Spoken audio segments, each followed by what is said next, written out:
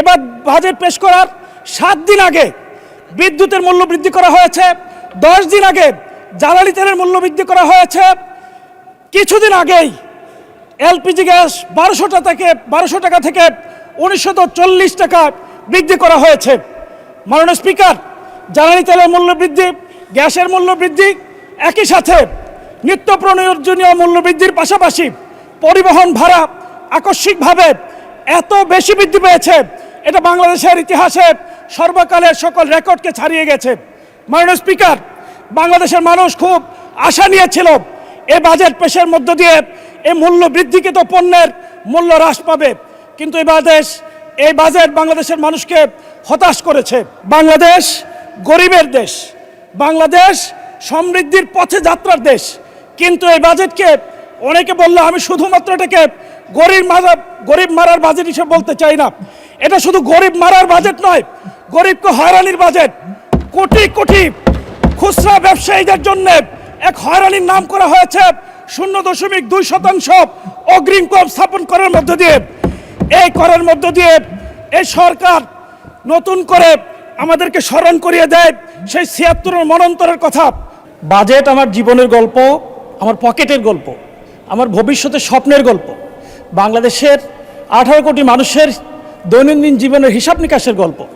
কিন্তু এবার মাননীয় অর্থমন্ত্রী যে বাজেট প্রস্তাব করেছেন, এ বাজেট আসলে আশার গল্প। মাননীয় স্পিকার, প্রায় 3.25 লক্ষ কোটি টাকা ঋণ নির্ভর যে বাজেট পেশ করা হয়েছে, সে বাজেট শুনে, ঋণের কথা শুনে আমাদের বিরোধী দলের অনেক সংসদ সদস্য উষ্মা প্রকাশ করেছেন, আশ্চর্য হয়েছেন। আমি কিন্তু একটু আশ্চর্য হইনি, কারণ যারা নিজেরা ঋণ নির্ভর, ঋণগ্রস্ত, ঋণ খেলাপি, তারা ঋণ নির্ভর বাজেট দিবে, এটাই তো স্বাভাবিক। মাননীয় স্পিকার, এ বাজেট পেশ করার আগেই বাংলাদেশে গত 4 মাসে এই সরকার এসে প্রায় অধিকাংশ পণ্যের মূল্য বৃদ্ধি করেছে।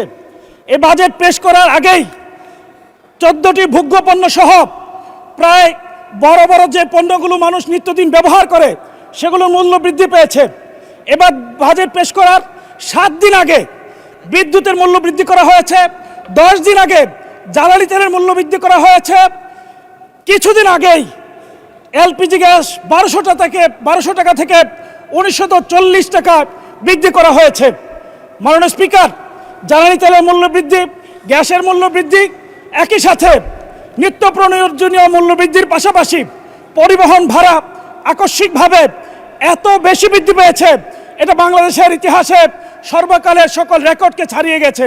মাননীয় স্পিকার, বাংলাদেশের মানুষ খুব আশা নিয়েছিল এই বাজেট পেশের মধ্য দিয়ে এই মূল্য বৃদ্ধিকৃত পণ্যের মূল্য হ্রাস পাবে, কিন্তু এই বাজেট বাংলাদেশের মানুষকে হতাশ করেছে। মাননীয় স্পিকার, একই সাথে এই বাজেটে বিশেষভাবে কিছু পণ্যের উপর নতুন করে করারোপ করা হয়েছে, যাতে এই পণ্যগুলোর মূল্য বৃদ্ধি পেয়েছে। এমএস রড ও এর কাঁচামালের উৎপাদনে কর এবং ভ্যাট হিসেবে 10% নতুন কর বৃদ্ধি করা হয়েছে, যাতে রডের মূল্য বৃদ্ধি পেয়েছে, ইস্পাত এবং টিনজাত পণ্যের মূল্য বৃদ্ধি পেয়েছে। সাবান এবং শ্যাম্পুর কাঁচামালের উপর ভ্যাট অব্যাহতি কমিয়ে আনার কারণে ইতিমধ্যে এই দুটি পণ্যের মূল্য বৃদ্ধি পেয়েছে।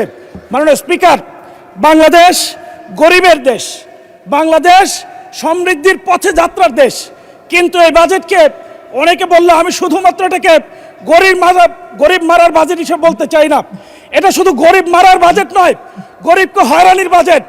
কোটি কোটি খুচরা ব্যবসায়ীদের জন্য এক হয়রানির নাম করা হয়েছে 0.2% অগ্রিম কর স্থাপন করার মধ্য দিয়ে। এই করার মধ্য দিয়ে এই সরকার নতুন করে আমাদেরকে স্মরণ করিয়ে দেয় সেই 76 মনন্তরের কথা। মাননীয় স্পিকার, আপনি জেনে থাকবেন, ইস্ট ইন্ডিয়া কোম্পানি যখন বাংলার দেওয়ানি দায়িত্ব পেয়েছিল, তখন তারা রেজা খান নামে এক ব্যক্তিকে ট্যাক্স আয়ের জন্য দায়িত্ব দিয়েছিল। তারা ঘোড়ায় চড়ে যখন বাহিনী নিয়ে গ্রামে গঞ্জে যেত, গ্রামের মানুষ তখন হাল চাষ ব্যবসা বাণিজ্য ছেড়ে যেয়ে জঙ্গলে পালিয়ে যেত। খুচরা ব্যবসায়ীদের মধ্যে ইতিমধ্যে আতঙ্ক শুরু হয়ে গেছে, তাদের উপর যে ভ্যাট করা হয়েছে তাদেরকে এখন পালিয়ে বেড়াতে হবে, হয়রানির শিকার হতে হবে। মাননীয় স্পিকার, এই বাজেট হলো গরিবের জন্য তাচ্ছিল্য এবং অবহেলার বাজেট। এই বাজেটে কৃষি ও পল্লী উন্নয়ন খাতে 57,000 টাকা থেকে বাজেট কমিয়ে 53,000 কোটি টাকা করা হয়েছে। স্থানীয় সরকার এবং পল্লী উন্নয়ন খাতে গত বছর বরাদ্দ ছিল 5.9%, এবছর বরাদ্দ রাখা হয়েছে 4.6%, যা গত বছরের তুলনায় 1.3% কম। কৃষি খাতে ভর্তুকি কমানো হয়েছে, গত বছর ছিল 2.2%, এবছর করা হয়েছে 1.8%। মাননীয় স্পিকার, বার্ষিক উন্নয়ন কর্মসূচিতে কৃষি খাতে বরাদ্দ উন্নয়ন কমানো হয়েছে, গত অর্থ বছরে ছিল 8.9%, চলতি অর্থ বছরে করা হয়েছে 6.21%। মাননীয় স্পিকার, গ্রামীণ উন্নয়ন রক্ষণাবেক্ষণ খাতে বরাদ্দ রাখা হয়েছে মাত্র 400 কোটি টাকা।